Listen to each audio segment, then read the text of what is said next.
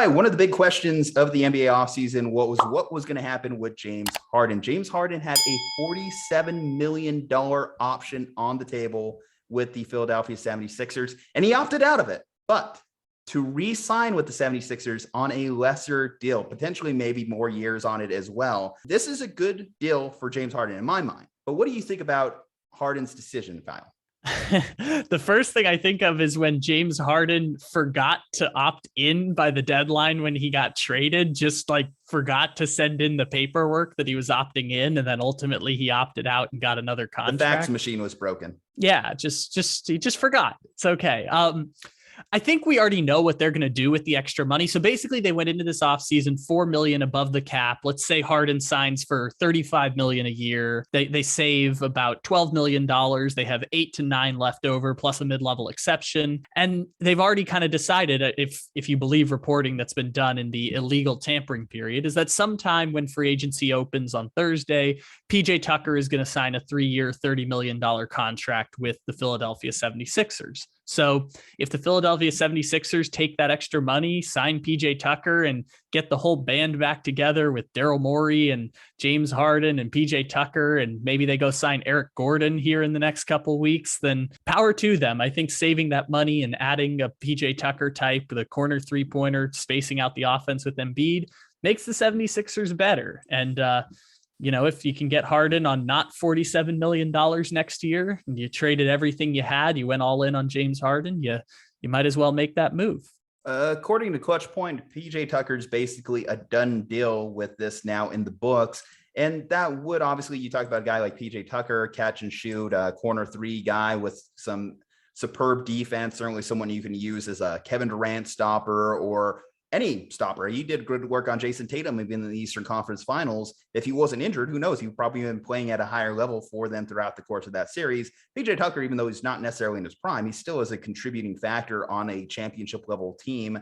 When you talk about the image of James Harden, what a lot of people view as a very selfish player, all about me, a stat patter, someone of the Russell Westbrook ilk without the Russell Westbrook toxicity, someone that we almost laugh off his toxicity. It's like, oh, look at James Harden. He's just, dropping hundreds at the strip club. Oh, look at James Harden. He just put on 30 pounds of weight. Oh, look at James Harden. He's got the funky beard. Isn't that a laughing thing? No, I think with James Harden, he has to kind of rebuild his image as he moves into the second phase of his career. And the second phase of his career is no longer being an MVP caliber player. It's a player that is a second or potentially even third option on a team. He's floated between that, and we certainly saw his limitations this coming year. Obviously, the league has kind of caught up when we talk about the rule changes to limit some of Harden's best assets. Harden's not the same player he was a few years ago, and him opting not to sign that $47 million contract says that he really does want the 76ers project to work, and he's willing to do what it takes to get this team over the top. And I think that is great when we talk about rebuilding the character of James Harden. And we talk about like what a championship could do for a respective player. I think a championship for James Harden changes his entire narrative, especially when we talk about like the postseason flops. We talk about like him compared to someone like a CP3. James Harden gets one championship in his bag. Like we're talking about James Harden as one of the greatest offensive scorers in a lifetime of all time. Not marred by his lack of postseason success. Well, I already say that James Harden is all those things. I don't need a championship to be proven that for James Harden, because any championship he wins, he's going to be the third scoring option on that team. And that's we're talking about James the micro, Harden. Not the macro in that situation. Sure, I guess that's true. And also, this might not be the most purest intentions for James Harden also, because James Harden's going to get about $130 million guaranteed, which if he has a rough year next year, maybe $100 million or $90 million isn't on the table for him next offseason. What's really going to be core this offseason for James Harden, he has to come in shape.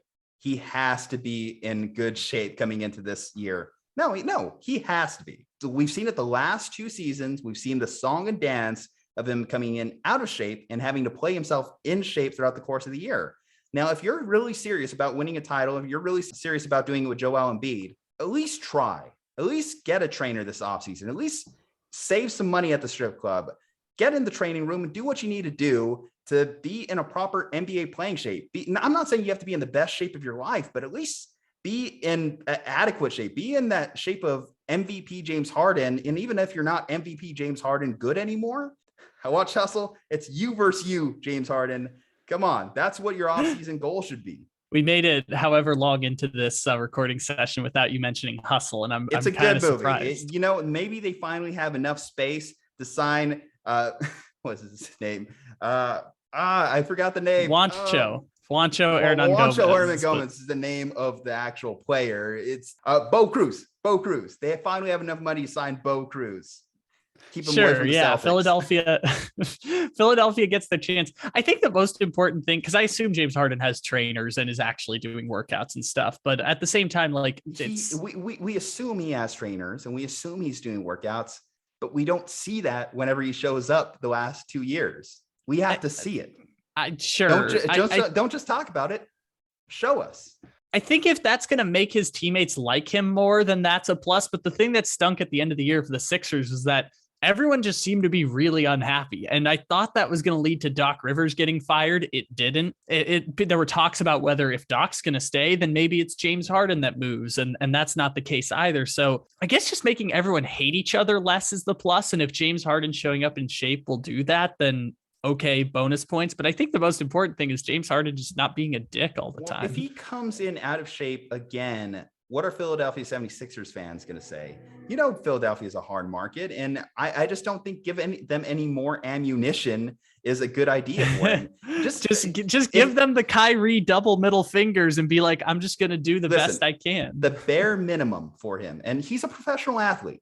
That's the thing. Your body is your asset when you're a professional athlete. When you talk about a guy like LeBron James putting millions of dollars into his body, you talk about a guy like Russell Wilson pulling millions of dollars into his body.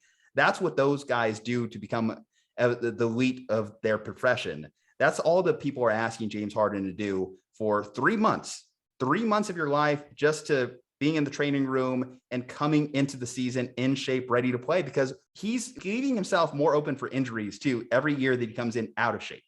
And as you get older, as you get into that 30 plus territory, these injuries could tend to ruin your career even further. So I don't think it's like an excessive ask to ask him to come into camp in shape. The injuries part is valid too. The part that I've always pushed back on with Harden is that he used to go out and hang out with Lil Baby at recording sessions till 6 a.m., show up to practice, and he'd put up 30 and 12 the next day. Like when it was that, he became the greatest offensive player in the world. But he's not that guy anymore. Oh, yeah. And that's the part where you can push back on it, but only becomes a problem when he's not that person anymore. And so it's semantics argument. And James Harden is a problem because he's not that person anymore. But it's also the argument that like he's going to now get in shape and he's going to become worlds better. That's not really the case. I don't know if he will be, but I know it couldn't hurt. When has ever being in shape hurt someone's ability to stay on the court? That's probably true. And James Harden might be a world's better player. It just, I don't think the human body works that way when we're talking about elite athletes. I could be wrong. It's just, I don't think that's how it's going to work out. Being in shape, being able to do at least a sprint across the court, you don't think that that's an asset come like a November game? Yeah, but people are acting like James Harden is like the dude at the 24-hour fitness when he's getting there. Like he's doing workouts. He wishes he was the dude at the 24-hour fitness sometimes. People bag on what James Harden being out of shape actually looks like. And I find that all to be very silly. Come on, like let's be real. We've seen him at his peak of his athleticism, and we've seen him the last 2 years.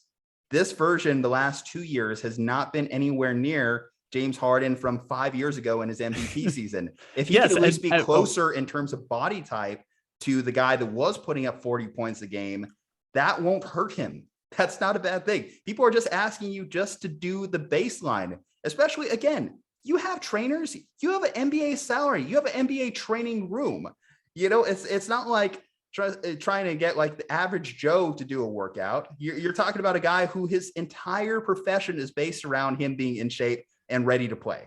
Yeah, and this is the part of not being in shape now is what a lifetime of partying and hanging out till 6 a.m. will do to you. This is the same thing that happened to Miguel Cabrera in baseball, where he was a crazy partier, and at the end of his career, he became a little more overweight or added a little. I don't want to say overweight. A different added sport, more weight. though. Let's talk about that, though. The different sport we're talking about here with baseball, being a little thicker probably isn't even actually the worst thing from a hitter's perspective.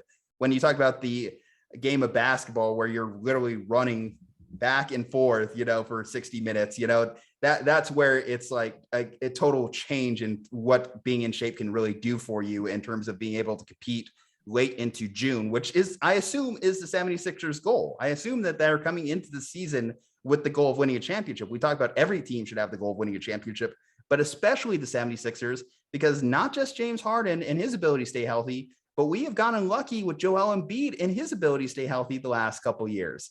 That's not a given coming into this year. Joel has played the majority of the 76ers games the last few years, and that's been great.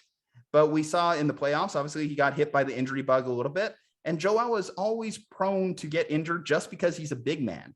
Now, if his co-pilot, his co-star here, James Harden, can't even make the commitment for his body, then why should Joel Embiid? If these guys are going to work together, then everyone needs to be on board. So I think it's just important for James Harden to have that full commitment to his team this offseason. And if it doesn't work 3 years from now, then fine. But again, there's nothing wrong with being in better shape. I think we could all benefit from being in a little bit better shape. Anyway, guys, what do you think about James Harden's decision to opt out and opt back in with the 76ers? Do you think it was a wise move for both the 76ers and James Harden? Drop below in the comments below. We want to know. Leave a like. And of course, from your host, Juju Talk Sports and Kyle Better, subscribe because we want to see you next time.